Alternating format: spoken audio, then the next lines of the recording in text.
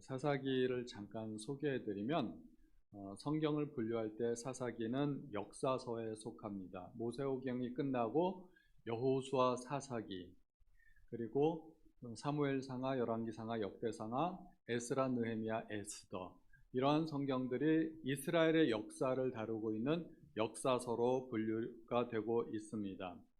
사사기는 이스라엘 백성이 가나안 땅에 정착해서 첫 번째 왕인 사울이 생기기까지 약 한 340년 정도의 기간을 다루고 있습니다. 사사기는 유대인들에 의하면 전통적으로 사무엘이 기록하였다고 알려지고 있습니다. 추측이죠. 그런데 18장 30절에 보면 그 땅 백성이 사로잡히는 날까지 이르렀다 하는 표현이 나오고 있습니다. 이것이 바벨론 포로기를 가리키는 것이라면 사사기 기록은 포로기 이후까지도 볼 수 있게 되는 것입니다. 정확하게는 모른다는 거죠. 사사기에는 모두 12명의 사사들이 기록되어 있습니다. 그 중에 우리 귀에 익숙한 적어도 한 4명의 사사들은 꼭 기억했으면 좋겠습니다.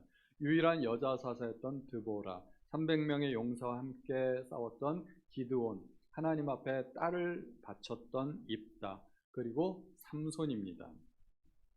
하나님께서는 이스라엘을 구원하기 위해서 사사들을 보내셨습니다. 이스라엘이 죄를 지을 때마다 징계하셨고, 그때 이스라엘이 부르짖으면 사사들을 보내셨습니다. 그리고 그들은 구원받고 나면 사사들이 또 죽어 사라질 때 또다시 범죄하는 악의 순환을 계속하고 있었습니다. 사사들이라도 괜찮은가? 그러면 사사들도 사실 똑부러지게 시원한 사람이 별로 없습니다. 칠흑 같은 어둠의 시대, 영적인 어둠의 시대라고 볼 수 있는 거죠. 레위 사람도 그렇고 제사장들도 그렇고 어디 뛰어난 인물이 하나가 없는 거예요. 하나님의 마음이 많이 답답하셨을 거라고 믿습니다. 그래서 하나님께서 아주 특별한 계획을 세웁니다. 이 영적인 어둠을 몰아내기 위해서 내가 태양을 불러와야 되겠다. 그래서 하나님은 태양을 불러오셨습니다.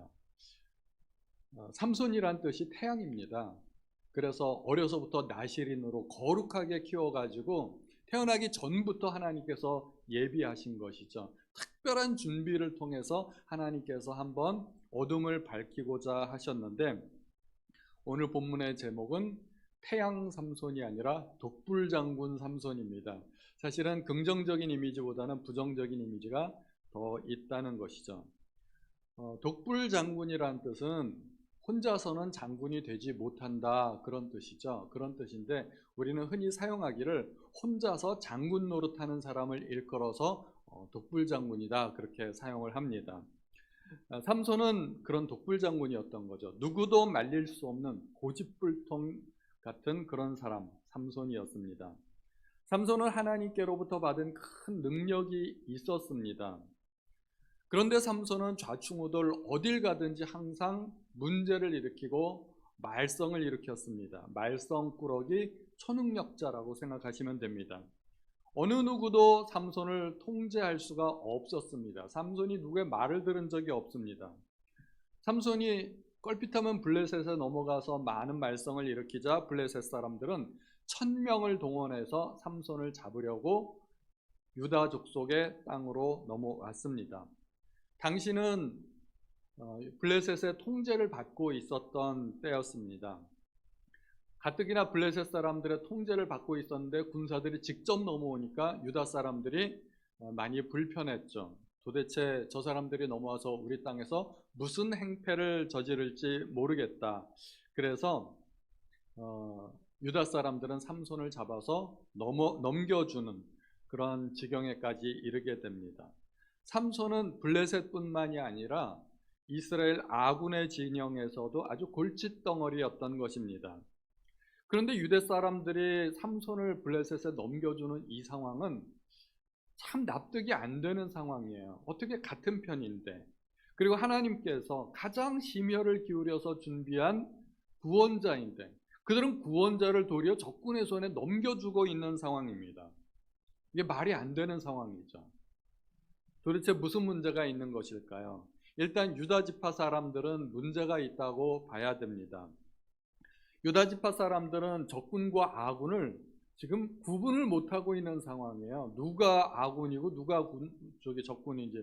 삼손을 적으로 오인하고 있는 거 아닌가 싶을 정도로. 유다 사람들은 블레셋에 대항하여 싸우려고 마음먹기보다는 이제 문제없이 좀 하루라도 편하게 살아보자 하는 그런 생각인 거죠.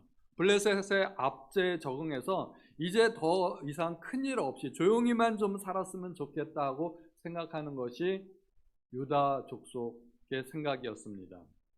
농어 이야기 들으셨죠?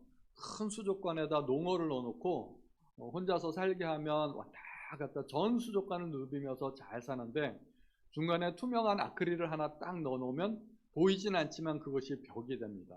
농어가 가다가 중간에서 툭 부딪히고 돌아가고 또 툭 부딪히고 돌아가고 그러기를 여러 차례 하면은 이제 농어는 더 이상 건너갈 생각을 안 하는 거죠.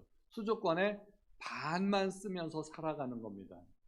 그리고 아크릴판을 치우면 농어는 이제 다시 모든 수족관을 다 사용할 수 있는데, 이미 반쪽짜리 수족관에 익숙해져 버린 농어는 건너갈 생각조차 안 한다는 거죠. 이 이야기를 들으셨을 겁니다. 그런 비슷한 실험들이 많이 있습니다. 제가 들어보니까 벼룩들을 가지고 또 시험을 하는데, 얇은 그 실험용 접시 있지 않습니까? 투명하고 뚜껑 있는 한 1cm 정도 높이 되는 그 실험용 접시에다 벼룩들을 넣어놓고 뚜껑을 덮어놓으면 벼룩들이 툭툭 튀잖아요. 자꾸 튀는데 튀다가 걸리고 자꾸 튀면은 걸려서 다시 떨어지고 하는 거예요. 그러니까 벼룩들이 어떻게 생각하겠어요? 아, 내가 뛰어봤자 벼룩이구나, 내가 갈 데가 없구나 생각하고 뛰기를 포기한답니다. 한 10분만 지나도 벼룩들이 더 이상 잘 안 뛰고 가만히 있는답니다. 이제 뚜껑을 제거해 놓잖아요. 벼룩들은 그대로 안 뛰고 가만히 있는답니다. 그 뚜껑에 익숙해져 버린 벼룩들은 더 이상 뛰기를 포기하는 거죠. 코끼리를 길들일 때도 어렸을 때부터 길들인다고 그러죠. 새끼줄로 묶어놓으면 커서도 새끼줄 하나로 이리저리 끌고 다닐 수 있다고 합니다. 바나나 하나 주고서 따라오라고 하면 코끼리가 두 말 않고 따라가는 거죠. 야생 코끼리는 결코 새끼줄로 잡아둘 수가 없죠. 그 어마어마한 통나무도 거의 쓰러뜨리는 그런 힘을 가진 코끼리를 어떻게 새끼줄로 묶어둘 수가 있겠어요. 그런데 어려서부터 그렇게 훈련을 시키면 바나나하고 아주 얇은 줄 하나 가지고도 코끼리를 자유자재로 조종할 수가 있다는 것입니다. 유다 사람들이 지금 그런 상태인 겁니다. 압제에 길들여졌습니다. 그들은 오래전 옛날에 여호수아와 갈렙의 야성을 잃어버렸습니다. 미지의 땅을 정복하고 우상을 섬기는 그 민족들을 몰아내고 하나님이 약속하신 그 땅을 정복해서 하나님의 나라를 세우는 일, 그것은 모험이고 도전이고 흥분된 일입니다. 비록 그 가운데 싸움이 있고 또 목숨을 건 전투가 있을지라도 그것은 하나님이 주신 약속을 이루는 것이고 목표를 향해서 달려가는 것입니다. 그러나 지금 유다 족속은 하나님이 주신 약속, 비전, 용기, 도전, 꿈 다 사라졌습니다. 다 잃어버렸습니다. 그냥 별탈 없이 하루하루 사는 것에 익숙해져 버렸습니다. 모험과 도전은 그들의 마음속에서 사라진 지 이미 오래입니다. 오히려 하나님은 이스라엘을 블레셋으로부터 구원하기 위해서 삼손이라는 어마어마한 구원자를 보내주셨지만 그들은 그 구원자를 매우 부담스러워했습니다. 유다 사람들은 삼손이 블레셋 사람들을 요동해서 블레셋이 군사를 이끌고 온 것이 불편했고 결국은 그 구원자를 적들의 손에 넘겨주고 마는 우를 범하고 말았습니다. 너무나 오랜 세월 동안 블레셋의 압제에 익숙해져서 그냥 억압된 평화를 누리는 것에 만족하고 거기서 더 이상 어떠한 시도와 도전도 포기해버린 사람들이라는 것입니다. 이스라엘 민족은 애굽을 탈출하는 과정에서도 여러 차례 그러한 노예 근성을 보여준 적이 있습니다. 노예로서 오랫동안 살다 보니까 노예의 습성이 아예 몸에 배어버린 겁니다. 그래서 옛날로 돌아갔으면 좋겠다는 말들을 수시로 자주 했던 것입니다. 먹을 것이 떨어졌을 때 또 물이 없을 때 그들은 수시로 하나님과 모세를 원망하며 차라리 우리가 애굽에서 죽는 것이 낫지 않았겠느냐, 애굽에 매장지가 없어서 우리를 이 광야에서 죽게 하느냐 원망했던 것입니다. 그들의 몸에는 이미 뿌리 깊은 노예 근성이 자리 잡고 있어서 그것을 더 이상 탈출할 수 없었던 것입니다. 우리가 애굽에 있을 때는 값없이 생선과 오이와 참외와 부추와 파와 마늘을 먹은 것이 생각나거늘 이제는 눈에 보이는 것이 만나밖에 없어서 기력이 쇠하다는 겁니다. 그들은 공짜 음식을 즐겼습니다. 공짜라고 생각했던 거죠. 그 말은 노예로 사는 것이 더 편했다는 이야기입니다. 노예가 무슨 음식을 사서 먹는 일이 있나요?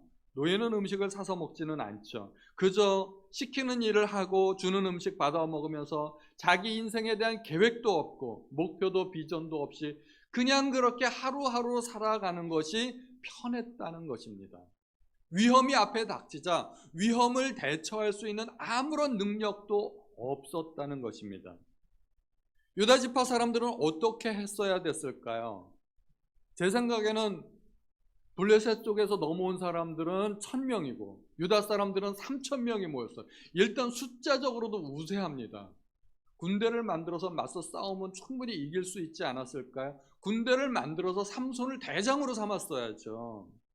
그러면 당연히 이기는 거 아닙니까? 삼손 혼자서도 이기는데 이스라엘이 가나안을 정복할 때 가장 앞장섰던 지파가 바로 유다 지파였습니다. 유다 지파의 선봉장이었던 갈렙, 85세의 노익장을 과시하면서 여호수아에게 내가 45년 전에 약속받은 그 땅을, 그 산지를 내게 달라고 당당하게 요청했던 그 기상이 어디로 갔을까요? 유다 지파는 갈렙의 후예답지 않게 그 기상을 다 잃어버렸습니다. 이제는 블레셋과의 전쟁이 두려워서 하나님이 보내신 그 구원자 삼손을 넘겨주고 있는 상황입니다. 우리는 끊임없이 도전해야 됩니다.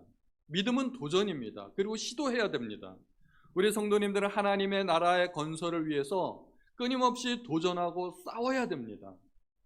그러나 너무나 오랫동안 마귀의 종노릇하던 사람들은 그러한 영적인 싸움이 굉장히 부담스럽고 귀찮은 일일 수도 있습니다. 마귀의 종노릇하는 것이 너무나 익숙해졌고 편하게 느껴질 수 있다는 것입니다. 지금까지도 아무 문제 없이 잘 살아왔는데 이제 와서 새삼스럽게 내가 무슨 도전을 하고 내가 무슨 싸움을 하겠느냐 하는 생각인 거죠. 주여 여기가 좋사오니 하는 그 말대로 그냥 그 자리에서 눌러 앉아버리고 싶은 마음이 많이 있지는 않은가요? 성장을 거부하고 변화를 거부하고 새로운 시도를 거부하고 하나님이 원하시는 그 도전을 거부합니다. 우리의 마음속에 더 이상 수족관을 전체를 누비지 못하는 농어처럼 뛰지 못하는 그런 벼룩처럼 새끼줄에 매여있는 코끼리처럼 우리가 그렇게 마귀의 종노릇하며 사는 것에 너무 익숙해져 가지고 하나님의 군사로서 역할을 못하는 것은 아닐까요? 그렇다면 얼마나 안타까운 일이겠습니까? 독수리도 새끼 때부터 닭하고 같이 키우면은 이 독수리가 나중에는 자기가 닭인 줄 안답니다. 그래서 그러한 독수리를 닭수리라고 부른답니다. 저 높은 하늘을 창공을 날면서 벼랑 끝에 집을 짓고 그 날개를 활짝 펴고 날지 못하고 땅에서 그냥 지렁이나 쪼아먹고 사는 그런 닭들처럼 나중에는 그것이 그렇게 닭수리가 된다고 합니다. 우리는 하나님께서 주신 꿈을 잃어버리면 안 됩니다. 우리에게 비전이 있고 꿈이 있다는 사실을 잊지 않으시는 성도님들 되시기 바랍니다. 그러면 유다 지파는 그랬는데 삼손은 좀 괜찮았는가? 삼손도 문제가 많죠. 삼손은 하나님이 세우신 뛰어난 용사였습니다. 사사기에 나오는 12명의 영웅들 중에 삼손은 가장 뛰어난 영웅이었습니다. 다른 사람들은 하나님께서 중간에 인생에 개입하시죠. 예를 들면 기드온 같은 경우도 타작하는데 어느 날 하나님께서 부르셨습니다. 큰 용사로 부르셨습니다. 그러나 삼손은 하나님께서 탄생부터 개입하셨습니다. 하나님께서 특별한 계획과 섭리가 있었다는 것입니다. 이런 수태고지를 아무나 받나요? 하나님의 정말 특별한 계획이 있는 사람들만 이런 수태고지를 받습니다. 대표적으로 예수님이죠. 예수님이 태어나기 전에 이미 마리아에게 천사가 나타나서 고지했습니다. 세례 요한도 수태고지가 있었고, 아브라함에게 약속하신 그 아들을 이루기 위해서 하나님께서 이삭의 탄생 때도 수태고지가 있었습니다. 그리고 사무엘 때도 수태고지가 있었고, 그리고 오늘 삼손에게 수태고지가 있었습니다. 아들을 낳을 것이다. 하나님의 특별한 계획과 섭리 속에 태어난 삼손이라는 것입니다. 그러므로 삼손은 태어날 때부터 이미 승리를 보장받고 태어난 것입니다. 다른 삼손들은 그 전쟁을 앞두고 내가 정말 이길 수 있을까 많이 두려워하고 떨고 여러 가지 테스트도 해보고 그랬습니다. 입단은 내가 승리하고 돌아올 때 가장 먼저 나를 맞이하는 사람을 내가 하나님 앞에 제사로 드리겠습니다 서원했고요. 또 기드온은 하나님이 주실 승리가 정말 맞는지 불확실해가지고 양털 한 뭉치를 가지고 말랐다 젖었다 하나님 앞에 그런 테스트도 해보고, 삼손은 그런 테스트가 전혀 필요 없었습니다. 기드온과 같은 테스트도 필요 없었고 입다 같은 서원도 필요 없었습니다.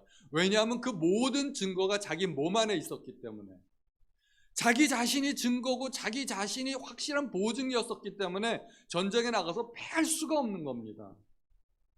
삼손은 홀로도 충분했고 천하무적이었습니다. 오늘 본문에 보니까 무려 1000명하고 맞서 싸워서 이길 수 있는 괴력을 지녔습니다. 괴력을 지닌 초능력자였습니다. 쉽게 생각하면 헐크라고 생각하시면 딱 맞을 겁니다. 이 삼손의 능력은 어느 누구도 감당할 수가 없는 것입니다. 그런데 이 천하의 강자인 삼손이 약점이 있을까요? 없을까요? 삼손의 약점은 무엇일까요? 여인의 꿰매 빠지고 유혹을 당한 것이 약점일까요? 저도 처음엔 그렇게 생각했었는데 가만히 생각해 보니까 그것은 삼손만 그런 게 아니라 모든 남자들이 사실은 다 그래요. 기드온의 경우 아들이 72명 있었잖아. 그게 한두 명의 부인한테서 72명의 아들을 낳을 수가 있겠습니까? 안 되죠. 솔로몬은 부인이 1000명이나 있었는데 그게 능력이 되니까 그런 많은 처첩들을 거느린다는 겁니다. 오히려 삼손은 나은 편이에요. 삼손과 관련된 여인은 성경에 3명밖에 안 나오니까. 삼손이 유혹에 빠지고 방탕하고 자기의 약점을 드러내고 했던 것이 삼손만의 문제는 아니라는 것입니다. 제가 생각하기에 삼손의 가장 큰 약점은 삼손의 힘입니다. 이해가 안 되죠? 그게 삼손의 가장 큰 장점이고 삼손의 주 무기인데, 아이러니컬하게도 삼손의 가장 강한 것이 어떻게 삼손의 가장 약점이 될 수 있을까요? 보통 전쟁을 하려면 어떻게 합니까? 가장 먼저 전쟁을 하려면 1순위 군대를 모아야죠. 군대가 있어야 전쟁을 하게 됩니다. 그래서 모세도 군대를 조직했고 사무엘도 다윗도 전쟁이 나면 다 군대를 조직했습니다. 기드온도 부르심을 받았을 때 내가 먼저 군대를 조직해야 되겠다 그래서 끌어모았더니 32,000명이 모였습니다. 역대 사사들 가운데 유일하게 군대를 소집하지 않은 사사가 바로 삼손입니다. 삼손은 군대를 조직하거나 훈련하거나 다스릴 줄을 몰랐습니다. 함께 싸우는 법을 몰랐던 것이죠.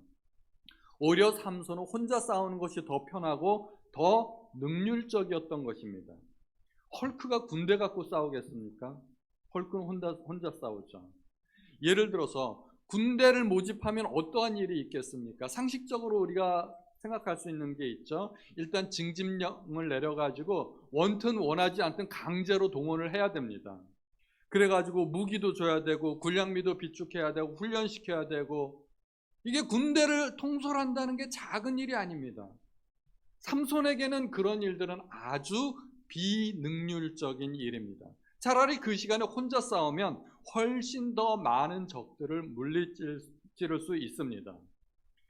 그런데 아무리 싸움에 능해도 전쟁은 혼자 하는 게 아닙니다. 우리가 그것을 기억해야 됩니다. 전쟁은 혼자 하는 게 아닙니다. 삼손은 어떻게 했어야 됐을까요? 군대를 조직했어야 했습니다. 그런데 삼손은 너무 힘이 좋아가지고 특별한 은사가 있기 때문에 군대를 조직하지 않은 것이 삼손 일생일 때 치명적인 약점이 된 것입니다. 삼손이 만약 군대를 조직했더라면 이스라엘의 사기는 하늘을 찔렀을 것입니다. 그리고 자기도 여인의 꾀임에 빠지지 않았을 것입니다. 삼손이 대장이 된 그 군대를 한번 상상해 보십시오. 천하무적 아니겠습니까? 우리가 사울 왕 때 있었던 골리앗과 다윗 사건을 한번 생각해 보죠. 골리앗이라는 그 장군이 나타났을 때 이스라엘 군대는요, 그 앞에서 벌벌 떨었습니다. 감히 그 앞에 나서는 장수가 한 명도 없었습니다. 삼손이 골리앗보다 못했을까요? 저는 머릿속으로 상상을 해봤는데, 골리앗이 아무리 등치가 크고 싸움에 능했다 하더라도 삼손을 당하지는 못했을 거라는 생각이 듭니다. 삼손은 하나님의 능력을 받은 정말 특별한 사람입니다. 그런데 독불장군 삼손은 블레셋 사람에게도 눈엣 가시였지만 이스라엘 편에서도 통제불능의 골칫거리였던 것입니다. 그러다 보니까 유다 족속은 구원자를 블레셋 손에 넘기는 그런 아이러니가 발생했던 것입니다. 삼손이 만약에 군대를 조직해서 훈련시켰더라면 어떻게 되었을까요? 그것은 비록 번거로운 일이고 비효율적이라고 말할 수는 있겠지만, 그러나 확실하게 보장된 것이 하나 있습니다. 삼손의 안전입니다. 삼손이 군대를 조직해서 싸웠다면, 예를 들어 수만 명 모여 있다면 야영을 할 때, 들에서 야영할 때 삼손의 막사는 어디에 있었을까요? 모든 군대 막사의 한가운데, 장군의 막사는 한가운데 있지 않습니까? 막사 주변에 수천 수만 명의 군사들이 진을 치고 있었을 것입니다.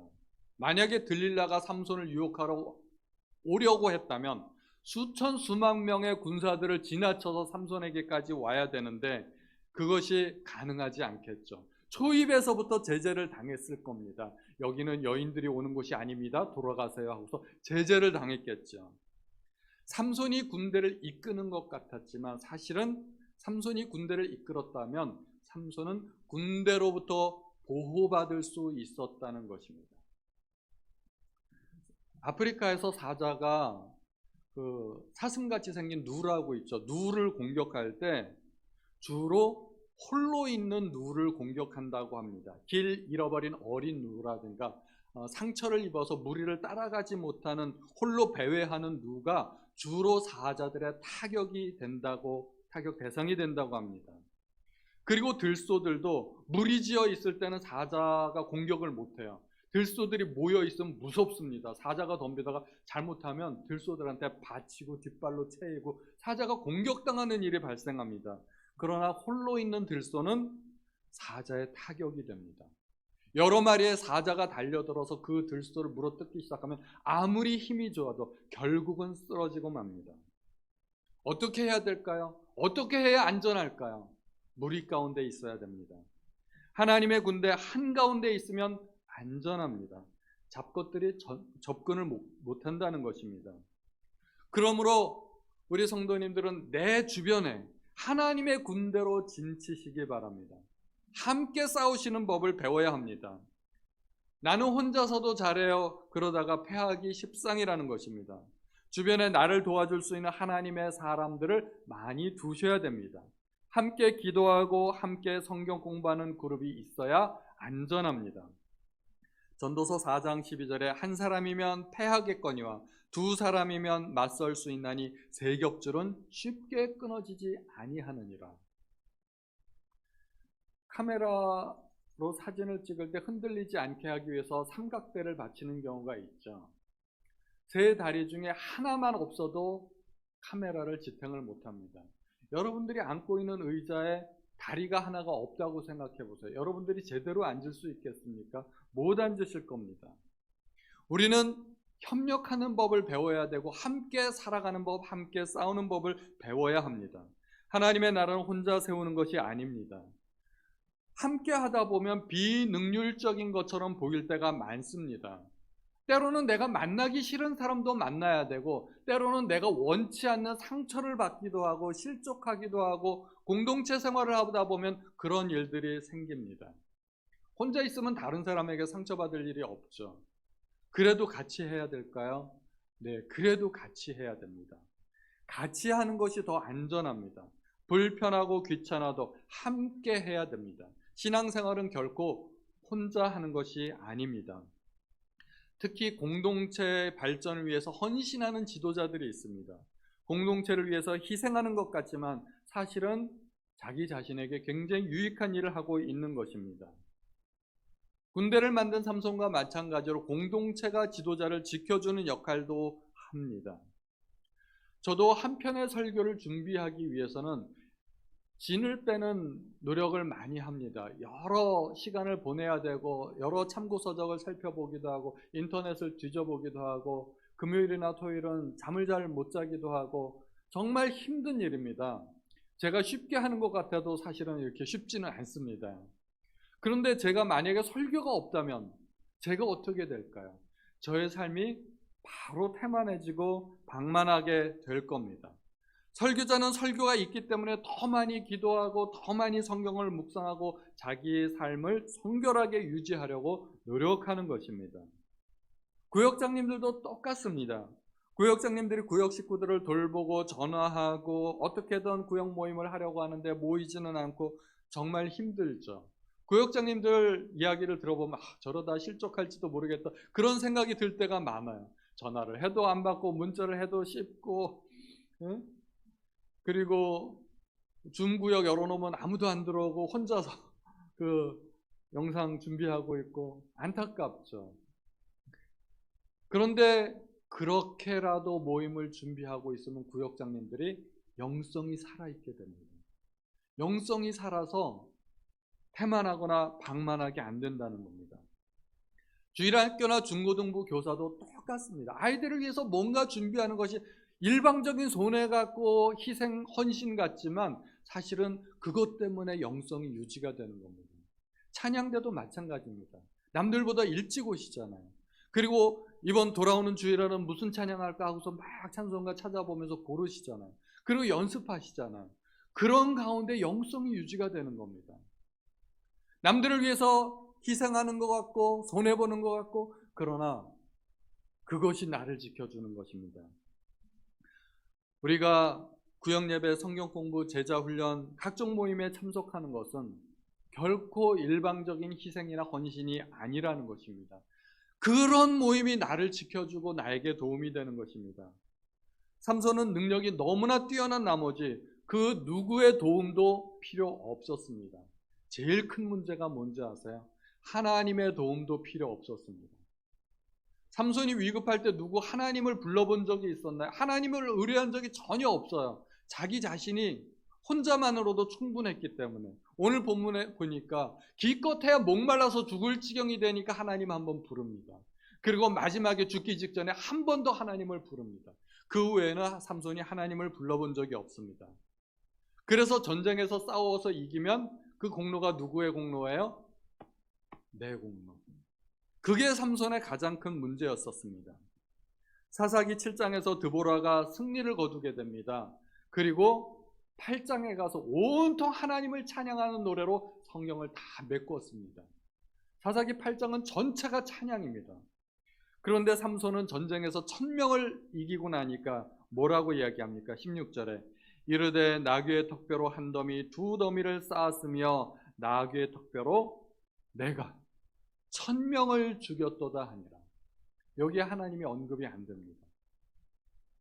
영광은 오직 하나님만의 것인데 삼손은 자기가 영광을 가로챈 것입니다. 하나님은 아들을 내어주셨고 모든 것을 주시겠다고 약속하셨죠. 로마서 8장 32절에 자기 아들을 아끼지 아니하시고 우리 모든 사람을 위하여 내주시니까 어찌 그 아들과 함께 모든 것을 우리에게 주시지 아니하겠느냐. 모든 것을 주시겠다고 했는데 열외가 한 가지 있죠. 한 가지 예외가 있습니다. 영광. 하나님은 사람에게 영광을 주신 적이 없어요. 허락하신 적이 없어요. 그런데 혼자서 이긴 삼손은 교만해졌고 하나님께 영광 돌리는데 실패했습니다. 그러니까 참 이상한 싸움이에요. 너무 능력이 많은 사람은 혼자서 싸우기를 좋아하는데 이겨도 실패, 져도 실패. 지면 당연히 실패인데 이기면 또 교만해지니까 실패. 그런 싸움은 백전백패입니다. 혼자서 싸우지 않으시기 바랍니다. 함께 싸우셔야 됩니다. 삼손은 자기가 약한 줄을 몰랐습니다. 그러나 우리는 사람이 연약한 존재라는 것을 알아야 됩니다. 사람이 뭐 대단한 것 같지 않습니까? 만물의 영장이라 부르고 막 온 우주를 다스리는 존재인 것 같지만 그러나 매우 약한 존재입니다. 오늘날도 우리가 눈에도 보이지 않는 그 작은 바이러스 하나 때문에 온 세상이 이렇게 망가져 버린 것 아니겠습니까? 삼손은 1000명의 적을 이길 수는 있었는데 자기 몸 안에 일어나는 그 갈증을 이길 수가 없었습니다. 목말라 죽게 된 상황에서야 비로소 자기의 연약함을 인정하고 하나님을 불렀던 것입니다. 그런데 힘이 있을 때는 잘 몰라요. 누구나 다 연약함이 있고 불가능이 있고 그런데 우리가 잘 나갈 때, 힘이 있을 때 그때는 잘 모르는 거죠. 사람이 연약하다는 것을 우리는 알아야 됩니다. 이사야서 2장 22절에 너희는 인생을 의지하지 말라 그의 호흡은 코에 있나니 새말가치가 어디 있느냐. 사람은 아무것도 아니라는 겁니다. 하룻밤 보이다가 사라져버리는 안개와 같다는 것입니다. 내가 연약하다는 것을 인정할 때 비로소 우리는 공동체의 중요성을 알게 되고 하나님도 나에게 하나님이 필요하시구나 하는 것을 알게 되고 겸손해지고 또 함께 신앙생활을 하게 되는 것입니다. 나폴레옹은 내 사전에 불가능은 없다라고 얘기했는데 그 사전은 잘못된 사전입니다. 파본입니다. 그런 사전을 갖고 있으면 빨리빨리 교환을 해야지. 그 단어도 제대로 안 나오는 그 사전 갖고 있다가 결국은 나폴레옹이 망했잖아요. 여러분들이 갖고 계신 사전에는 불가능이란 단어가 다 있으시죠? 집에 가서 한번 찾아보시기 바랍니다. 우리 사전에는 다 불가능이 있습니다. 그러나 우리는 그 불가능에 도전해야 됩니다. 함께하면 극복할 수 있습니다. 무엇보다도 우리는 군대를 조직해야 됩니다. 영적인 군대를 만들어야 됩니다. 하나님의 군대를 조직해서 마귀와 대적하는 영적인 싸움을 싸워야 됩니다. 나 혼자 싸우면 패합니다. 함께 하셔야 됩니다. 모닥불 피워보신 적이 있죠? 모닥불 장작 여러 개 모아서 피워놓으면 화력이 굉장히 셉니다. 그 위에서 밥도 할 수 있고 물도 끓이고 고기도 굽고 우리가 필요한 건 다 할 수 있습니다. 그러나 장작들을 다 흩어놓으면 어떻게 됩니까? 화력이 매우 약해집니다. 게다가 꺼지기도 합니다. 장작 하나 가지고 밥할 수 있을까요? 밥 못할 겁니다. 우리는 그렇게 모여야 됩니다. 내 주변에 하나님의 사람들을 많이 두어야 됩니다. 내가 넘어졌을 때 나를 일으켜줄 사람이 필요합니다. 그리고 내가 어려움을 당했을 때 나를 위해서 기도해줄 사람이 필요합니다. 내가 고민하고 있을 때 나를 격려해줄 사람이 필요합니다. 그런 사람들을 많이 만드셔야 됩니다. 그리고 나 또한 그들을 도와줄 수 있어야 됩니다. 전도서 4장 10절에 혹시 그들이 넘어지면 하나가 그 동물을 붙들어 일으키려니와 홀로 있어 넘어지고 붙들어 일으킬 자가 없는 자에게는 화가 있으리로다. 삼손은 그 화를 당했습니다. 그 어느 누구도 삼손을 도와줄 수가 없었어요. 자기 주변에 그런 사람이 없었어요. 결국은 머리털 밀리고 두 눈까지 뽑히고 지하 감옥에서 맷돌 갈고 있었던 그런 신세로 전락하게 되는 것입니다. 혼자 싸우면 삼손처럼 됩니다. 요즘 같은 코로나 시대에 우리가 모든 관계가 다 단절이 되어버리지 않았습니까? 예배당에 심지어 오신 분들도 멀찍이 이렇게 떨어져서 앉아야 됩니다. 우리는 이러한 시대에 사람과 사람 사이가 단절된 것에 대해서 우리는 분노하고 분개하고 각오를 새로이 해야 됩니다. 내가 어떻게 하든지 이 시대만 끝나고 나면 내가 사람들하고 모여서 예배드리고 기도하고 찬송하고 내가 하나님 앞에 나아가리라. 그런 각오를 가지셔야 됩니다. 우리가 지금 이렇게 자유롭게 모일 수 없는 상황에서 마치 개구리가 멀리 뛰기 위해서 움츠리는 것처럼 우리는 숨고르게 하면서 우리는 미래를 준비해야 됩니다. 서로 만날 수 없으면 전화라도 하시기 바랍니다. 그리고 온라인으로라도 구역예배 드리시고 수요일날 성경 공부하시고 금요일날 어떻게든지 영상으로라도 예배 참석하시고 그렇게 하셔야 됩니다. 서로를 귀한 지체로 여기시고 서로 붙들어주는 관계가 되시기를 예수님의 이름으로 축원드립니다.